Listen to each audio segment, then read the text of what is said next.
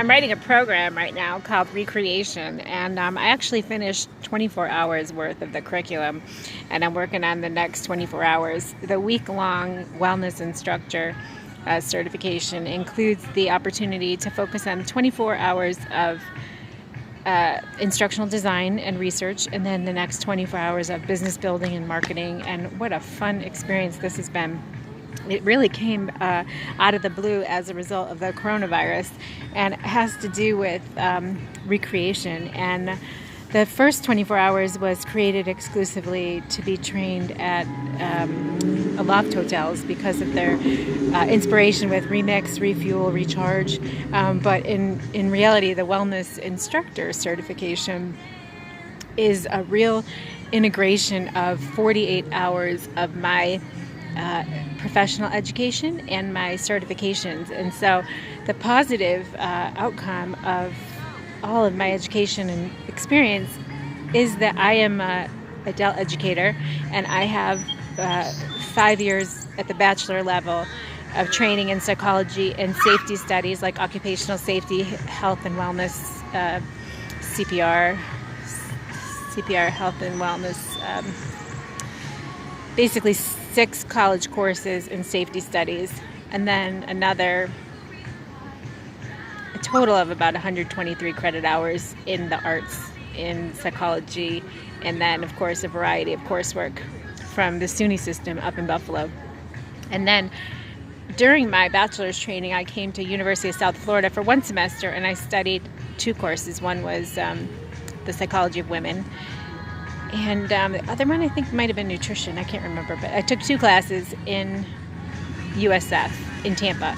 And after I finished living on campus at USF, I went back to New York State and I finished out my bachelor's degree. So I have a master's degree from USF in Tampa because I returned and got my master's degree in adult education.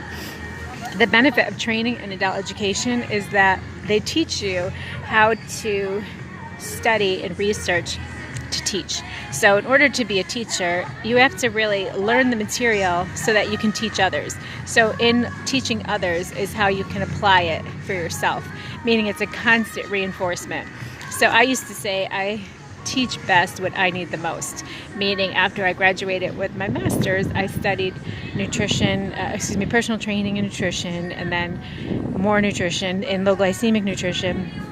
I studied supplementation and also life coaching, health and wellness coaching, and yoga. I'm a hot yoga certified, registered hot yoga instructor. And so with that said, I've been just a little turned around from the coronavirus crisis, and of course being separated from my son. Those are all tactics of people trying to stop somebody from having their success in business and maybe seeing a different priority in terms of, that's all, just trying to stop somebody in being a business mom. And so when it comes to the certification process for a wellness instructor, I've been practicing integrating all of my knowledge in a deliverable way so that I could increase the number of wellness instructors that we have. There's been a real opportunity for both men and women to gain knowledge about their own health care and be proactive and be somewhat a student of their own success, whether you're at the technical school level, trade level. Professional education includes a variety of different forms, but education is something that they can't take from you. So you might be in a job situation where you lose your position, or you change companies, or you make a transfer in your college or your university. What is never taken from you is the knowledge that you gain from going to school. And it's kind of like when somebody puts you on a bicycle and you're able to ride the bike. Even if it's been 5 years, you can remember what that means. So I've been having some of those experiences in my current work situation where I'm reminded of having a predisposition to heart disease and diabetes and lifestyle diseases because of my genetics and because of my family history, high blood pressure, diabetes, type 2 diabetes, things like that run in my family, heart disease. So it's very important that I am very conscious of what I eat. I've also had a history of obesity, so I have to be very careful as to what foods I take in. And I say that because in my life, prioritizing nutrition for me and my son included supplementation, and it wasn't just for me and my son, it was me and my husband when I was married. It's been me since I moved to Florida and even before that. So when I started learning about nutrition and recognizing that there's certain foods that your body needs to eat in order to function, and there's certain foods that you need to monitor and be cautious of in order to avoid experience like excess body fat. So one of the things NASM taught me was that if you're trying to lose weight, you need to only take in 20% of your calories from fat. Another thing I learned from NASM was that you're supposed to drink half of your body weight in ounces of water. So for example, a 150-pound man or woman would want to have 75 ounces of water per day. There were so many other facts like that in terms of saturated fat, and I don't remember all the details now, but I remember being very, a good student of nutrition and supplementation, and actually finding that some of the supplements I took from Market America from a company called Nutrimetrics were so life-changing that I adopted my first kitten when my son was 5, and he and I shared a kitten for a very short time named Geronimo. And Geronimo was a really memorable kitten for us because I was able to have my own pet for the first time, having been allergic to cats my whole life. So I've had friends try to put their cats away or their kittens away when I came over. Had a friend actually leave her cat in her parents' house because I moved in with her. I had friends really go out of their way, and cousins and family members go out of their way to try to accommodate me and my allergies as a child. And what I learned later was it was very nutrition deficient, and when I took that supplement OPC3, it changed my life, and it really purified my bloodstream. And there's a lot of medical things about it that I don't thoroughly understand, but I can promise you that when I was able to be around a cat and hold the cat and be around a cat and a dog for the first time and not have my eyes water or have red bumps on my arms break out from touching them. If a dog used to lick me or a cat licked me, I would break out so severely I'd have to take a shower. I'd often have to go to the ER for a breathing treatment. I would absolutely go to get over-the-counter medication from the local drugstore. I mean, I had a series of hospital-related emergency room visits for breathing treatments related to being at a friend's house who had 2 dogs, because I could not even be there for up to an hour without hyperventilating, having breathing difficulty. And then over time, when I took supplements, it changed my life for the better. And so in my studies of nutrition, I learned to select what I eat based on what my body needed. And so that was really the ideal case scenario. It was not a coincidence. It happened to also be when I was living on the intercoastal water. I was running, had a very active lifestyle and strength training. And so this was a real positive experience for me. I was working at Morton Plant, the Cheek Powell Wellness Center, and one of the most memorable moments was on Halloween, and I went to work dressed up as a butterfly, and I had a big wig on my head with blue and purple hair that was down to my glutes, and then I had purple spandex pants and a Victoria's Secret cami, and I was doing the ARC trainer at 100, which was the maximum strength, for like an hour every shift. And I had such strong muscles. It was a very short amount of time after that I got pregnant with my son, and together we were so strong, and we are so strong even though we're apart. I share this with you because having the ability to know what to eat for your body to function really changes the dynamics as to what I felt like.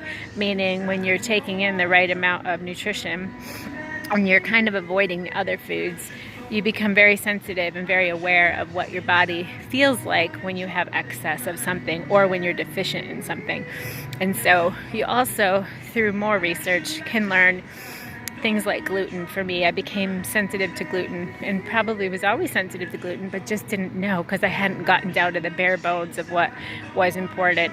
So I I have the body type that people refer to as like an apple, and in that body type you tend to hold fat in your abdominal region or sometimes in your organs, and so that can be dangerous, and that's why I'm susceptible to heart disease or cardiovascular problems. That body type runs in my family. We tend to have slender legs, a lot of definition muscle in our legs, but in our abdominal region, if we gain extra body weight and store it as fat, that's typically where we store it, in our belly. And so in certain foods, that's where I know it's almost like before I even take it in, I have to make a decision on it, so I already know where this is going to go. It may not be the protein that I need or the carbohydrate type that I need, but it might be what's available. And so in the course of being experiencing the horrible crime of human trafficking, what I have found is that victims who go through this often are forced back into their childhood traumas, and it's not because we choose this, it's because of the way the government is handling the child cases. And it's not true that there's any child abuse in regards to me and my son, but it's one of those systems that's so ancient that it's we're going to take your kid and then you're going to sit and wait for further instruction. And so in the case of my little one, I had a conversation with somebody about 2 days ago, and he said to me, in a couple years I'll be able to reunite with you. And I said, it's a real shame when we live in a democratic country like the United States of America, and I'm a birth mom, and somebody can just tell me, I'm taking your kid from you. And then the status quo is, well, you'll get him back when he's, 19, when he's old enough to find you, he'll find you. That's really sad to me that it's gotten to this point, because that's communism, that's not justice. And so I just, I'm grieving today, not having the right foods, not having, grateful, don't get me wrong, very grateful for free food. And I treasure the fact that people can provide for other people as very important during a war. But I do think that when there is innocent children being separated from their parents, I'm really praying that this election go in such a way that the state of Florida not be allowed to create a war zone for the rest of the nation, because that is the local problem that has a global solution. It's not China, it is Florida. And that's my personal opinion, that the terrorism is in the Sixth Circuit Court in the justice system, where the video playing on TV is little boy walks down the path, a gunman shoots him, a nun comes to save him and help him see if he's okay, and the gunman shoots the nun. Do I need to say any more, really, than that? Because that's what they did. They arrested me when I tried to see my son and bring him presents. They accused me of punching my ex-husband in the face with a closed fist. I was trying to stop his car from driving because, no, it's not most important that he goes to school today. He hasn't seen his mother since 2014. It's most important that you allow me to give him presents, to say hello to you. I was married to you. I supported you. I funded your business. I funded you when Stephen Holmes was beheaded. So if the state is waiting for me to have PTSD, I don't have PTSD, but I do have poverty. And I am reliving that because for some reason you think it's my father's job to support me and my family's job to reunite me with my son. It's not. I'm a 49-year-old woman, and you never had permission to take him in the first place. You have a gunman that's controlling the justice system, and something needs to be done about it.